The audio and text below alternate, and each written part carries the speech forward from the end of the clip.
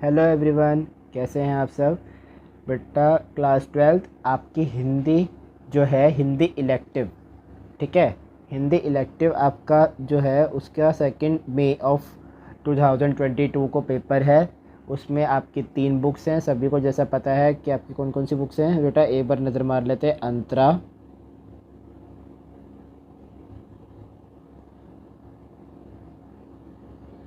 अंतराल और अभिव्यक्ति माध्यम।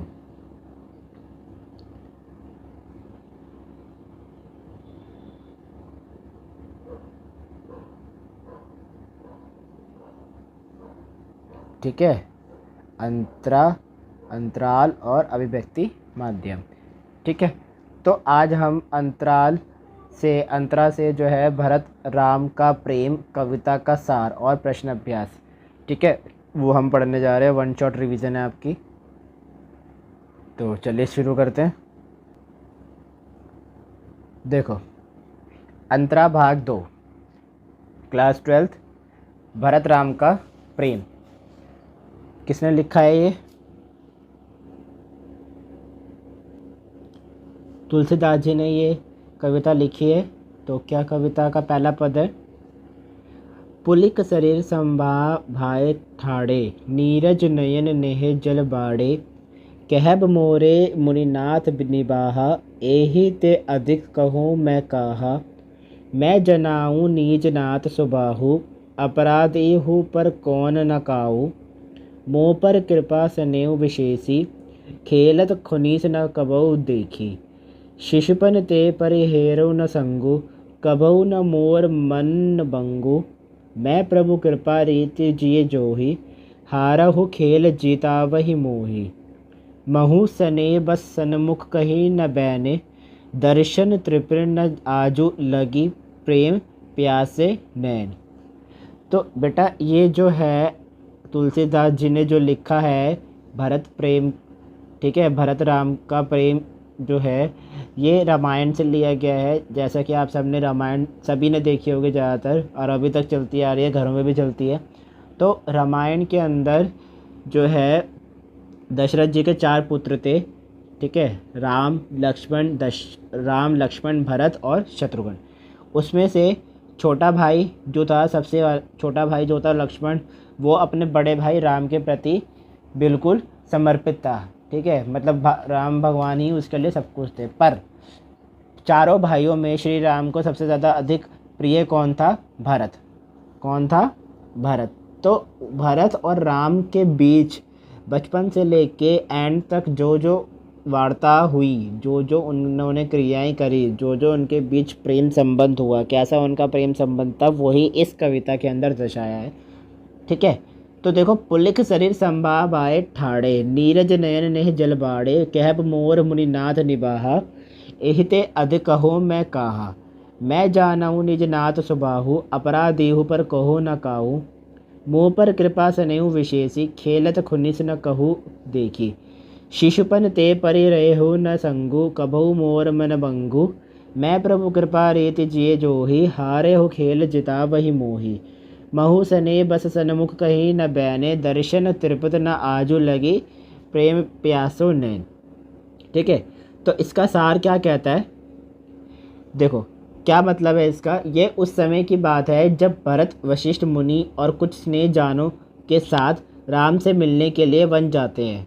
ठीक है, ये उस टाइम की बात है जब श्री राम को 14 वर्ष का वनवास हो गया था। कैकेयी माता, भरत की जो माता थी कैकेयी, उन्होंने जो है श्री राम को 14 वर्ष का वनवास दिया था।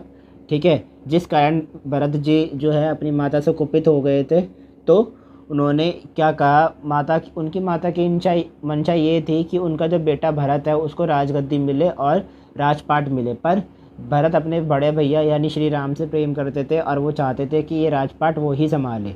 तो उन्हें वो लेने जाते हैं वनवास अपने वशिष्ठ मुनि और कुछ स्नेहजनों के साथ। ठीक है, तो राम जी से मिलने जाते हैं। भरत, वशिष्ठ मुनि और बाकी सब स्नेहजन राम के सामने बैठे होते हैं और एक सभा होती है। ठीक है, तो जहाँ श्री राम रुके होते हैं, ठीक है, चित्रकूट पर्वत पर, ठीक है, वहाँ पे श्री राम से मिलने के लिए भरत, वशिष्ठ मुनि और बाकी स्नेहजन जाते हैं। ठीक है, तो जब जाते हैं तो लक्ष्मण जी देखते हैं पहले कि हाँ भाई भरत आ रहा है, तो वो जाके श्री राम को बताते हैं। ठीक है, क्यों लक्ष्मण जी क्रोधित हो जाते हैं भरत को देख के, क्योंकि उन्हें ऐसा लगता है कि भरत की वजह से ही श्री राम को जो है 14 साल का वनवास मिला था। पर श्री राम असलियत जानते थे कि उनको वनवास क्यों मिला है। ठीक है, और इसमें भरत की कोई गलती नहीं है। तो वो लक्ष्मण को समझाते हैं और कहते हैं कि तुम जो है भरत और बाकी वशिष्ठ जनों को जो है बाहर एकत्रित करो, मैं आता हूँ। तो वो एक पेड़ के नीचे, ठीक है, वहाँ पे ही कुटिया बनाई होती है उन्होंने अपनी, एक पेड़ के नीचे सभी को बैठाते हैं और वहाँ पे एक सभा की तरह सारे एकत्रित हो जाते हैं, मतलब एक सभा की तरह एकत्रित हो जाते हैं, सभा बन जाती है। जो उस सभा में वशिष्ठ मुनि अपनी बात कह चुके होते हैं और अब वह भरत से कहते हैं अपने यहाँ आने का कारण बताओ। श्री राम पूछते हैं कि भाई भरत, तुम अपने यहाँ आने का कारण बताओ। भरत इतने में भावुक होकर रोने लगते हैं और जो कुछ मैं कह सकता था वह सब तुम मुनि नाथ ने कह डाला। मैं अपने स्वामी राम का स्वभाव जानता हूँ, उन्होंने तो अपराधी पर भी कभी क्रोध नहीं किया और मुझ पर तो उनकी विशेष कृपा और प्यार है। मैंने खेल में भी कभी उन्हें गुस्सा होते नहीं देखा, बचपन में ही मैंने उनका साथ कभी नहीं छोड़ा और उन्होंने भी मेरा मन कभी नहीं तोड़ा। मेरे हारने पर भी प्रभु मुझे जिता दिया करते थे। मेरे प्रेम के प्यासे नयन उनका दर्शन पाना चाहते हैं और हमेशा उनके साथ रहना चाहते हैं। देखो तो क्या कहते हैं भरत जी क्या कहते हैं कि हे प्रभु, हे नाथ, मैं आपसे क्या कहूँ, सब कुछ तो ऋषि वशिष्ठ ने कह दिया।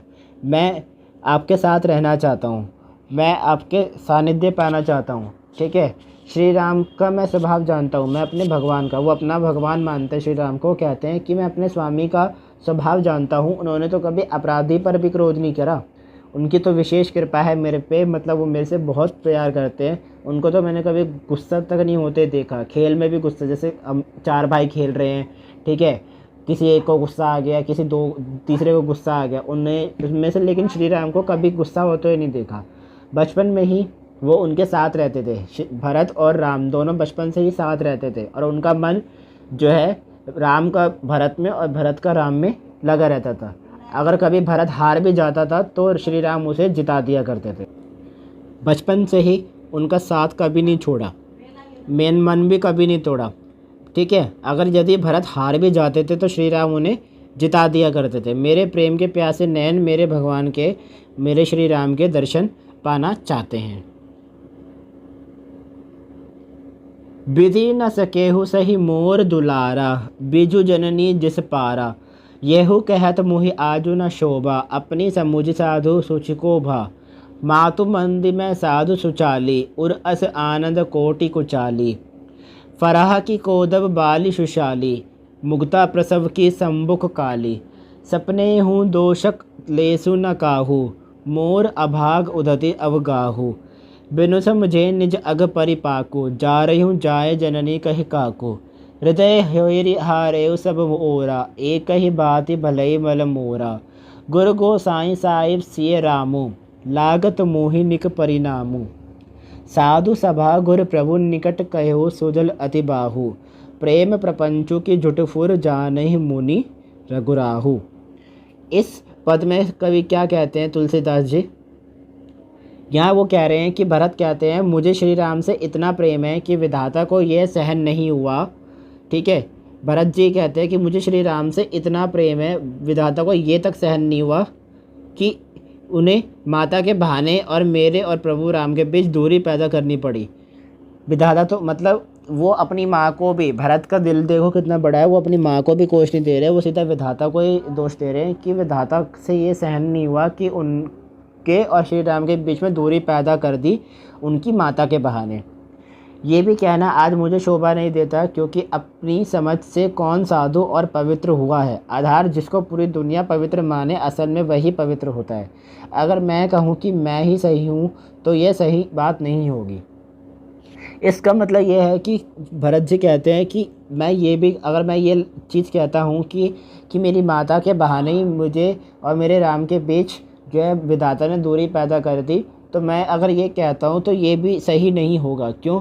क्योंकि आज के दौर में, मतलब जो उस टाइम का टाइम था, उस टाइम पर भी और अभी जो टाइम चल रहा है, जो प्रेजेंट चल रहा है, जो कलयुग चल रहा है, ठीक है, हर टाइम में हर तरह से सबका कहना और सबका मानना यही होता है कि कौन साधु और कौन पवित्र हुआ है खुद, ठीक है। जिसे पूरी दुनिया पवित्र माने, जिसे पूरी दुनिया शुद्ध माने, वो ही पवित्र माना जाता है असलियत में। अगर मैं यही कहूँ कि ये सही है तो ये सही बात नहीं होगी।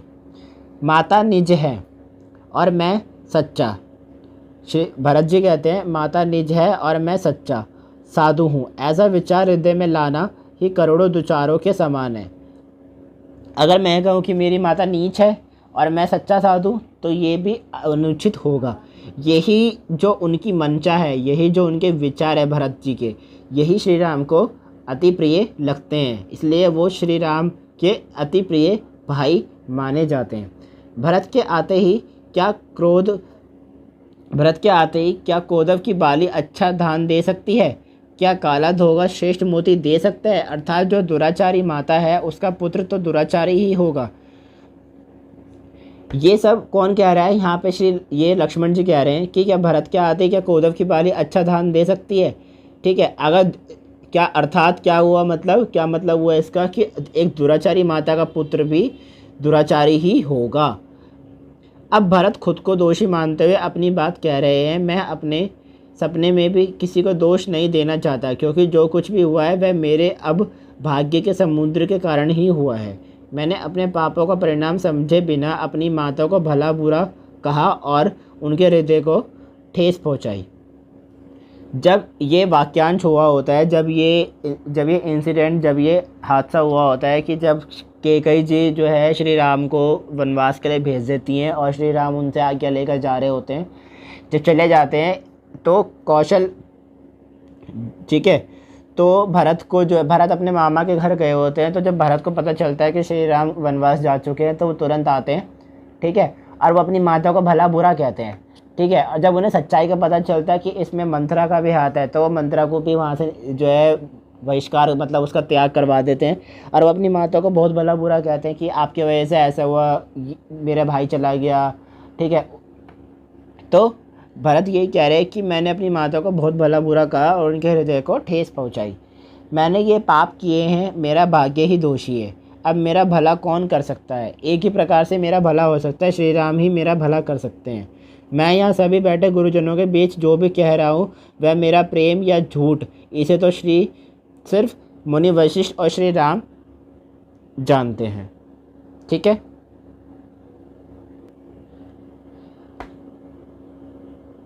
भूपति मरण प्रेम मनु राखी, जननी कुमति जब तू सब साखी। देखी न जाहि विकल महतारी, जरहि दुसह जरपुर नर नारी। मही सकल अनथ कर मूला, सो सुनी समुझे सहेव सब सूला। सुनि मन गवन कीन रघुनाथा, करि मुनि वेश लखन सिय साथा। बिन पा नहीं पादे पाहे, शंकर साखी रहु एहि घाये। बहुरि निहारि निषद सनेहे, कुलेश कठिन उर भयो न बेहू। अब सबूत आखिन देखाहु आई, जियत जीव जड़ सबई सहाही। जिनई निरखि मग सपीन बीची, तजई विषम विष तापस तीछी। तेहि रघुनंदनु लखनु सिए, अनिहित लागे जाहि। तासु तरन ताजी दुख देहु, सावाही काहि। तो इस पद का क्या अंत है, क्या मतलब है? यहाँ पे ये मतलब है कि दुनिया ने ये देखा है कि किस प्रकार माता की कुबुद्धि के कारण पिता को भी मृत्यु प्राप्त हो गई, अर्थात राम को वनवास मिला और राम से बिछड़ने के कारण महाराज दशरथ का निधन हो गया, ठीक है। ये तो जाहिर सी बात है, जब श्री राम को वनवास हुआ, ठीक है, राजा दशरथ ने जो है बहुत टाइम पहले जब शादी हुई होती है तो उनको 4 वरदान दिए होते हैं, ठीक है, 4 वर दिए होते हैं, तो उसमें से वो मांग लेती हैं। उन्हें ये नहीं पता होता कि वो ये मांगेगी कि श्री राम को वनवास भेज दो। क्यों? क्योंकि देखो यहाँ पे राम के जो प्रिय भाई वो भरत है, ठीक है, लक्ष्मण का जो प्रिय भाई है वो राम है, पर चारों भाइयों में सिर्फ सबसे प्रिय जो दशरथ जी के सबसे करीब थे वो थे श्री राम, ठीक है। तो श्री राम को जैसे ही वनवास मिला, जैसे ही वो वनवास चले गए अपनी माता कौशल्या और श्री दशरथ जी को छोड़ के, तो उन्होंने अपनी देह त्याग दी।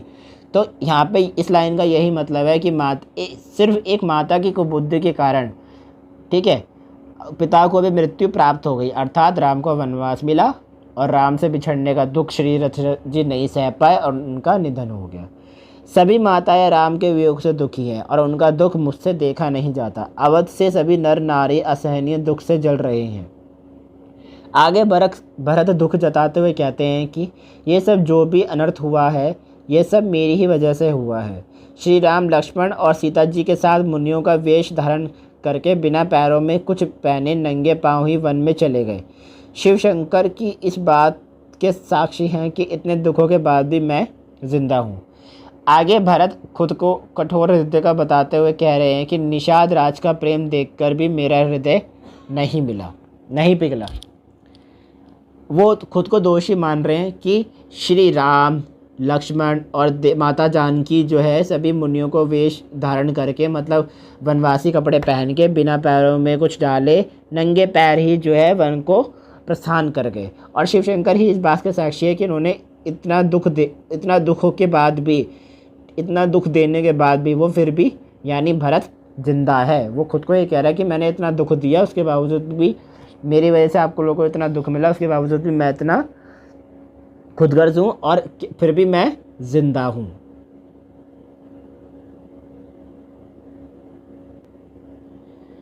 अब मैंने ये कहा आकर सब कुछ अपनी आंखों से देख लिया है और ये जड़ जीव जिंदा रहकर सभी दुख रहेगा, जिनको देखकर भयानक सांप और बिच्छू भी अपने विष को त्याग देते हैं, ऐसे हैं श्री राम। यहाँ पे इधर उसने श्री राम की विशेषता बताई है कि अब जो हो गया सो हो गया, ठीक है। श्री राम तो ऐसे हैं कि भयानक से भयानक सांप और बिच्छू भी अपने विष को त्याग दे, ऐसे हैं श्री राम। भरत कहना चाहते हैं कि जो अच्छे लोग के साथ भी बुरा कर्म करते हैं ईश्वर उन्हें अवश्य दंड देता है, जैसे केकई ने श्री राम के साथ किया। अच्छे लोगों के साथ भी बुरे कर्म करना ईश्वर उन्हें अवश्य दंड देता है, ठीक है। अब केकई के साथ जो हुआ उसने श्री राम के साथ उसने श्री राम के साथ करा तो केकई को उसके बदले क्या मिला? बेटे की नफरत, ठीक है। अपने बड़े बेटे से वियोग, जब उसे पता लगा कि हाँ भाई उसने गलत करा तो उससे श्री राम का वियोग उसे भी तो सहना पड़ा, ठीक है। काफ़ी टाइम तक उसे अपने सगे बेटे यानी भरत की जो है नफरत सहनी पड़ी, ठीक है। क्यों सहनी पड़ी? जब तक श्री राम वापस नहीं आ गए तब तक भरत अपनी माता से नफरत ही करते रहे। वो अलग जंगल में मतलब दूर अपने महल से दूर एक जंगल में कुटिया बनाकर, क्योंकि उनका मानना ये था कि अगर मेरा भाई कुटिया में रह रहा है, वनवासी है, तो मैं भी वनवास में ही रहूँगा जब तक श्री राम वापस नहीं आ जाते, ठीक है। जब वो मिलने जाते हैं तो वो उनसे उनकी खड़ाऊँ ले आते हैं और वो कहते हैं कि आज से जब तक श्री राम वापस नहीं आते तब तक उनका स्थान ये उनकी खड़ाऊ ही रखेगी। तो जब तक श्री राम वापस नहीं आते तब तक वो उनकी चरण पादुका उनके स्थान पर रख देते हैं और श्री भरत जी जो है वनवास में रहते हैं। केकई श्री राम को अपना शत्रु मानने लगी थी, अपने बेटे को सत्ता दिलाने के लिए ऐसा किया और उसका दंड उसी के बेटे को श्री राम से अलग होकर मिला, ठीक है। केकई का क्या मानना था? केकई जो है शत्रु मानती थी। पहले केकई जो है सबसे ज़्यादा प्यार करती थी श्री राम को, पर मंथरा के भड़काने के बाद देखो सीधी सी बात है, कोई पौराणिक भाषा में बोलना या कैसे भी कर लो, सीधी सिंपल बात है कि भाई केकई ने भड़काया, ठीक है। केकई भड़क गई, ठीक है, और उसने अपने दिमाग में अपने मन में श्री राम के प्रति इतने बुरे विचार कर लिए कि उनको शत्रु मानने लगी और उसका नतीजा क्या हुआ कि उसी के बेटे की नफरत उसी को मिली, ठीक है। श्री राम से अपने बेटे को अलग करा तो उसी के सगे बेटे की उसको नफरत मिली, है ना। तो ये तो था, ठीक है, ये तो थी आपकी पोएम। अब हम करते हैं एनसीईआरटी के क्वेश्चन। चलिए। हारे हो खेल जिता वही मोरी, भरत के इस कथन का क्या आशय है? मेरे को हारा हुआ खेल भी जिता देते थे श्री राम। इस लाइन का मतलब ये है कि हारा हुआ खेल जिता वही मोरी, हारा हुआ खेल भी श्री राम मुझे जिता देते थे, ठीक है। अब इसको लिखेंगे कैसे? देखो, प्रस्तुत काव्य पंक्ति भरत द्वारा श्री राम के लिए ये कहा गया है कि इन पंक्तियों के माध्यम से भरत कहते हैं कि प्रभु श्री राम बचपन में मुझे खेल में जिताने के लिए खुद हार जाते थे। ठीक है, सिंपल सी सीधी लाइन का मैंने मतलब बताया कि हारा हुआ खेल भी श्री राम भरत को जिता देते थे। मतलब भरत हारता था तो श्री राम उसे जिता देते थे और खुद हार जाते थे। लेकिन जब आप आंसर लिखोगे तो आप आंसर में स्टार्टिंग ऐसे लिखोगे, प्रस्तुत काव्य पंक्ति भरत द्वारा श्री राम में ये कहा गया है कि माध्यम से कहते हैं कि श्री राम बचपन से मुझे खेल में जिताने के लिए खुद हार जाते थे। मेरे भाई श्री राम बड़े ही दयालु एवं समस्त व्यक्तियों के लिए स्नेह भाव रखने वाले व्यक्ति हैं। ठीक है, मुझे जिताकर श्री राम को मुझे हंसता हुआ देखना चाहते थे। श्री राम का क्या मंतव्य था कि खुद हार जाना और अपने भाई भरत को जिताकर उसे खुश देखना। वे कभी भी किसी को भी कोई कष्ट नहीं देते थे। प्रभु राम की प्रशंसा भरत द्वारा इन पंक्तियों में की गई है। देखो, छोटी सी लाइन है ये, हारे हो खेल जिता वही मोही। सिंपल मैंने इसका मतलब बताया कि हारा हुआ खेल श्री राम जिता देते। पर लेकिन अगर आपको ये 2 मार्कर में सवाल आता है तो आप जो है ये सारी चीज़ें उसके अंदर लिखेंगे। ठीक है, इस छोटी सी लाइन में देखो कितनी सारी उनकी प्रशंसा बताई गई है। चलिए नेक्स्ट क्वेश्चन पे चलते हैं। मैं जानहु निज नाथ सुबाहु में राम के स्वभाव की किन विशेषताओं की ओर संकेत किया गया है। देखो कौन कौन सी संकेत है विशेषता पर। प्रभु श्री राम बहुत ही दयालु व्यक्ति हैं। कारण हो या कारण हो, वे कभी किसी को दुख नहीं पहुंचाते, ना नाराज होते देख सकते। प्रभु श्री राम इतने दयालु हैं कि वे कभी भी किसी को उदास नहीं देख सकते। तभी तो सब भरत बचपन में उनके साथ खेलते थे तो श्री राम खुद हार जाते थे। भरत के अनुसार प्रभु श्री राम अपराध करने वाले व्यक्ति पर भी क्रोध नहीं करते। ये कुछ विशेषताएं जो श्री राम की इस पंक्ति में बताई गई हैं।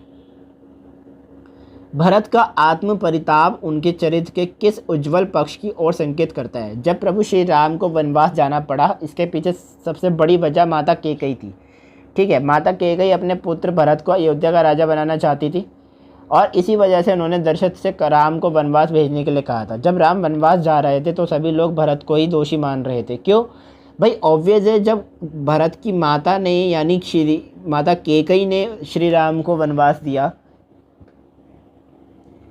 सबको तो खबर पहुंच ही चुकी थी कि माता कैकेयी ने ऐसा क्यों किया। माता कैकेयी ने इसलिए करा, वो अपने पुत्र को भरत को अयोध्या का राज बनते हुए देखना चाहती थी, तो इसलिए सबका दोषी मानना भी जाहिर था, है ना। तो माता कैकेयी को भी दोषी माना जा रहा था साथ में। उस वक्त भरत कहते हैं कि ये मेरे पूर्व जन्मों के कर्मों का फल है, जो मैं इस जन्म में मेरे साथ ये हुआ है, जिसकी सज़ा मेरे भाई श्री राम को मिल रही है। इसी तरह वे अपनी माता की गलतियों का दोष अपने ऊपर लेकर अपने भाई श्री राम से वार्तालाप कर रहे हैं। ठीक है, आई होप कि ये क्वेश्चन क्लियर है। चलिए नेक्स्ट क्वेश्चन पे चलते हैं। राम के प्रति अपने श्रद्धा भाव को भरत किस प्रकार प्रकट करते हैं। संपूर्ण काव्य पंक्तियों से ये बात स्पष्ट हो चुकी है कि भरत अपने भाई श्री राम से बहुत प्रेम करते हैं। जब वे अपने श्री राम से यानी अपने भाई से मिलने वनवास जाते हैं तो उनको देखकर उनकी आंखों में आंसू आ जाते हैं। वन में श्री राम का जीवन कठिन था, उस कठिन जीवन को देखकर भरत भाव विभोर हो चुके हैं। अपने भाई के इस कठिन दशा को देखकर जिम्मेदार वे स्वयं को ठहरा रहे हैं। अपने श्रद्धा भाव को भरत ने कैसे दर्शाया?